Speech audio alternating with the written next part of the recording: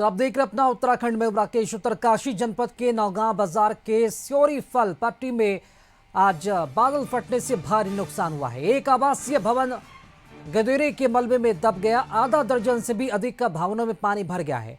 देवलसारी गदेरे में एक mixer machine और कुछ दोपहिया वाहनों के बहने की भी सूचना है। एक कार भी मलबे में दब गई है। इस खतरे को देखते हुए कई लोग अपने घर खाली कर सुरक्षित स्थानों पर चले गए हैं। मुख्यमंत्री धामी ने जिलाधिकारी को राहत और बचाव कार्य प्राथमिकता से करने के निर्देश जारी किए हैं।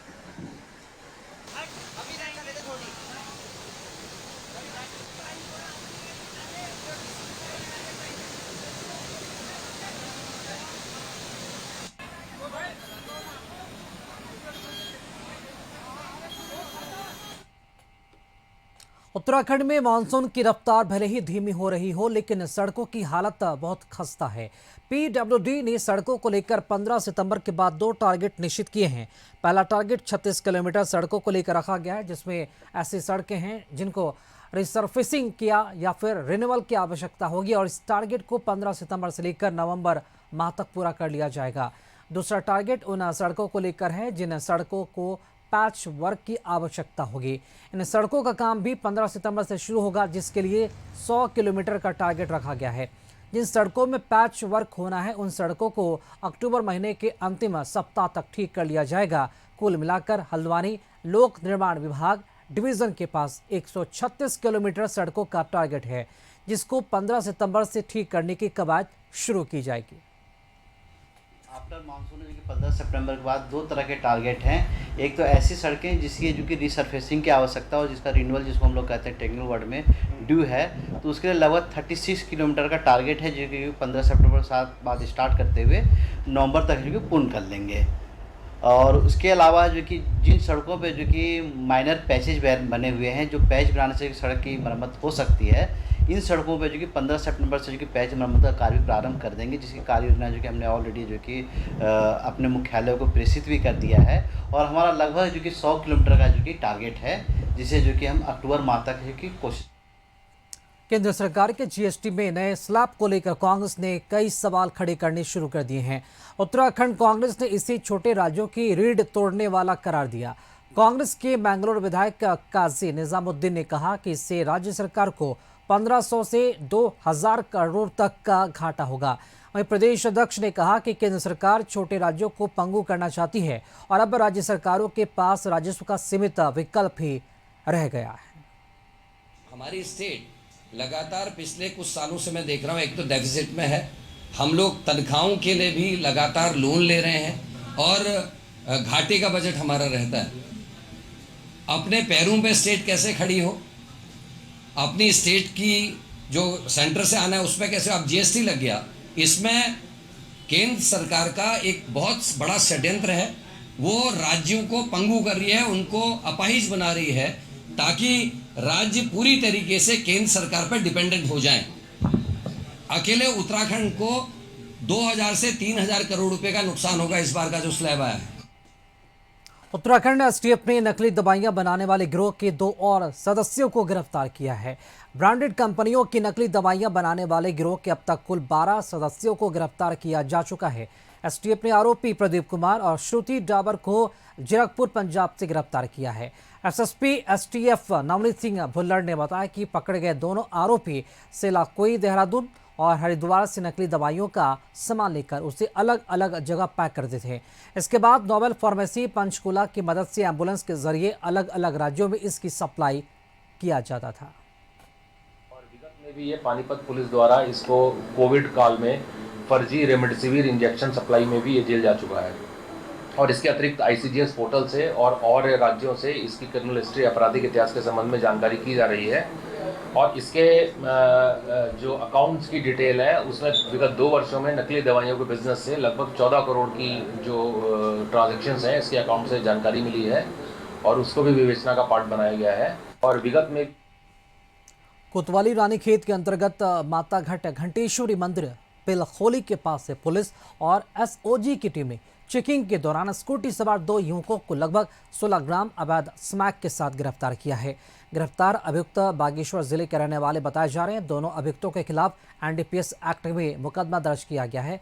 अपर पुलिस अधीक्षक हरबंश सिंह ने बताया कि मुख्यमंत्री के निर्देशन में राज्य को ड्रग फ्री करने के लिए लगातार अभियान चलाया जा रहा है। 2 युवकों को फिलहाल जेल भेज दिया गया है। रानीखेत पुलिस और एसओजी की टीम के संयुक्त अभियान के दौरान स्कूटी सवार 2 व्यक्तियों से लगभग 16 ग्राम स्मैक बरामद की गई है। एक के पास से 8 ग्राम से कुछ अधिक और एक के पास से 8 ग्राम से थोड़ी कम स्मैक बरामद हुई है। ये दोनों मुलजिम बागेश्वर जनपद के रहने वाले हैं और इनके द्वारा ये बताया गया है कि रुद्रपुर के किसी व्यक्ति से ये लेकर आ रहे थे। इसमें सुसंगत धाराओं में कोतवाली रानीखेत में अभियोग पंजीकृत किया गया है। पौड़ी जिले के चौबट्टा खाल विधानसभा क्षेत्र के सतपुली गुमखाल के बीच टवाड़ी खाल ब्लॉक के कोटल मंडा गांव में बचपन से ही दृष्टिबाधित 3 भाई बहन संगीत कला के क्षेत्र में समर्पित होकर काम कर रहे हैं। दृष्टिबाधित भाई बहन निर्मल अनुरागी, मुकेश अनुरागी और अंजलि अनुरागी संगीत के क्षेत्र में अपनी पहचान बनाना चाहते हैं और अपने ही जैसे दृष्टिबाधित लोगों को रोजगार से भी जोड़ना चाहते हैं। हालांकि उन्हें सरकार की ओर से दिव्यांग पेंशन मिलती है, लेकिन वह भरण पोषण को लेकर नाकाफी साबित होता है। उन्होंने सरकार से उन्हें 2 कमरे का आवास और स्टूडियो बनाकर देने की मांग की है, ताकि वे आगे भी संगीत को लेकर बेहतर परफॉर्मेंस और कला के क्षेत्र में अपनी आजीविका का संसाधन जताते हुए और बेहतर ढंग से सेवाएं दे सके।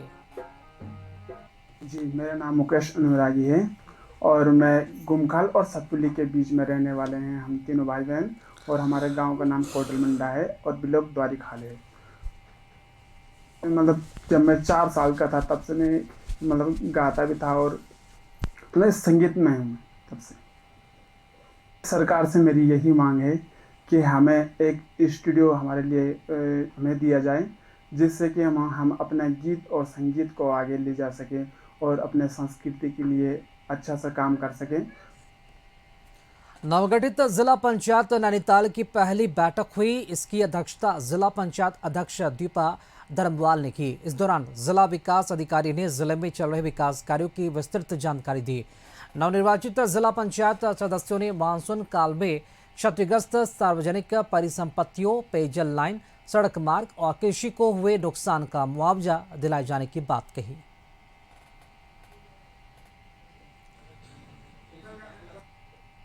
पहली बोर्ड बैठक की और लोगों ने जितने भी हमारे मेंबर थे सबने प्रस्ताव रखे हमारे सामने और अलग अलग समस्याएं रखी। जहाँ कहीं स्वास्थ्य की समस्याएं, कहीं हॉस्पिटल है, वहाँ बिल्कुल सुविधाएं नहीं है, फैसिलिटी नहीं, उसकी समस्याएं रखी हैं। किसी ने प्राधिकरण की समस्याएं रखी हैं और गौशाला की समस्याएं, जैसे जानवर आजकल रोडों में दिख रहे हैं जगह जगह और उससे एक्सीडेंट भी हो रहे हैं बाहरी और लोगों को नुकसान भी हो रहा है। रात को लाइटें नहीं है तो लाइटों की समस्या रखी है, सौर ऊर्जा की समस्या रखी है। उनका हम पूरा विकास करेंगे और क्षेत्रों में जितनी लाइटें हैं वो हैं उनको हम पहुंचाएंगे और हम विश्वास दिलाते हैं कि हम 27 मेंबर मिलके अपने अपने क्षेत्र का विकास करेंगे। देहरादून जिला पंचायत अध्यक्ष, उपाध्यक्ष और सदस्यों का शपथ ग्रहण समारोह आयोजित किया गया। कार्यक्रम में माहौल भी पूरी तरह से कांग्रेस के रंग में नजर आया। देहरादून जिला पंचायत अध्यक्ष पद पर सुखविंदर कौर ने शपथ ली, जबकि उपाध्यक्ष पद की शपथ अभिषेक सिंह ने ग्रहण की। सभी सदस्यों को जिलाधिकारी सवीन बंसल ने शपथ दिलाई। शपथ ग्रहण समारोह में पूर्व सीएम हरीश रावत, नेता प्रतिपक्ष यशपाल आर्य सहित कांग्रेस के वरिष्ठ नेतागण मौजूद रहे। ये कांग्रेस के लिए एक बहुत ही प्रेरणास्पद दिन है। यूं भी देश के इतिहास का महान दिन है, शिक्षक दिवस है, सर्वपल्ली राधाकृष्णन जी का जन्मदिन है? लेकिन उसके साथ साथ आज कांग्रेस को देहरादून से इस कौलागढ़ के सभागार से एक नई रोशनी मिली है, एक नई ऊर्जा मिली है, एक नई प्रेरणा मिली है। तो कांग्रेस के लिए भी ये बहुत महत्वपूर्ण है। मैं सब कांग्रेस जनों को बधाई देता हूं। सरोवर नगरी नैनीताल की नवगठित जिला पंचायत की पहली बैठक राज्य अतिथि गृह में संपन्न हुई। बैठक की अध्यक्षता जिला पंचायत अध्यक्ष दीपा देवी धर्मवाल ने की। इस दौरान तमाम सदस्यों ने सड़क, विद्यालय, अस्पताल, आवारा पशुओं से छुटकारा दिलाए जाने के मुद्दे उठाए। इस मौके पर जिला विकास अधिकारी गोपाल निगिरी, गोस्वामी ने जनपद में चल रहे विकास कार्यों की विस्तृत जानकारी दी। बैठक में अध्यक्ष ने नवनियुक्त 3 सदस्यों को शपथ भी दिलाई। लोहाघाट में बनने जा रहे महिला स्पोर्ट्स कॉलेज का निर्माण कार्य अब जल्द ही शुरू होने जा रहा है। कॉलेज की भूमि का निरीक्षण करने व निर्माण संबंधी जानकारी लेने आज शनिवार को प्रदेश के खेल सचिव अमित सिन्हा लोहाघाट पहुंचे। संबंधित अधिकारियों से जानकारी लेने के साथ ही कार्य की गुणवत्ता को बनाए रखते हुए समय पर पूरा किए जाने का निर्देश उन्होंने दिया है। खेल सचिव ने कहा कि सरकार प्रदेश के खिलाड़ियों के हित में बेहतर कार्य कर रही है। 256 करोड़ 96,63,000 की लागत से बनने जा रहे इस महिला स्पोर्ट्स कॉलेज प्रदेश की महिला खिलाड़ियों के लिए एक बड़ी सौगात है। बड़े सौभाग्य की बात है, मतलब भारत में भी इस तरह का बहुत कम जगह व्यवस्था है कि महिलाओं के लिए स्पोर्ट्स कॉलेज। आपने देखा हमारे देहरादून में महाराणा प्रताप है, पिथौरागढ़ में हमारा है, और साथ में ये हमारा तीसरा महिला स्पोर्ट्स कॉलेज बनेगा। अपने आप में बहुत ही बड़ा मील का पत्थर साबित होने वाला है ये सिर्फ इस स्थान के लिए नहीं बल्कि पूरे उत्तराखंड में जितने भी हमारी ऐसी लड़कियां हैं जिनको लेके हम सोचते हैं कि अगले ओलंपिक्स में, भारत अभी 2036 ओलंपिक की बात कर रहा है, 2030 कॉमनवेल्थ गेम की बात करें, तो उसमें हम लोग लड़कियों को तैयार कर सकते हैं कि हम उस गेम्स में उनको हम। हल्द्वानी में चलती कार में आग लगने से अफरा तफरी मच गई। मौके पर हड़कंप भी मच गया। हालांकि कार सवार बाल बाल बच गया। बताया जा रहा है कि कार निजी अस्पताल संचालक की थी। जब तक अग्निशमन विभाग की टीम पहुंचती, कार पूरी तरह जलकर खाक हो गई।